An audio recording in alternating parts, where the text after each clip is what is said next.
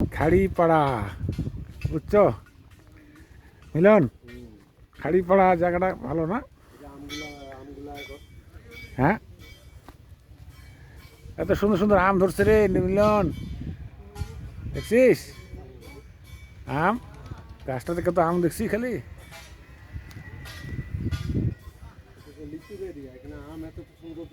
হ্যাঁ, এই লিচু এরিয়া, এখানে বসার জায়গা করে দিছে।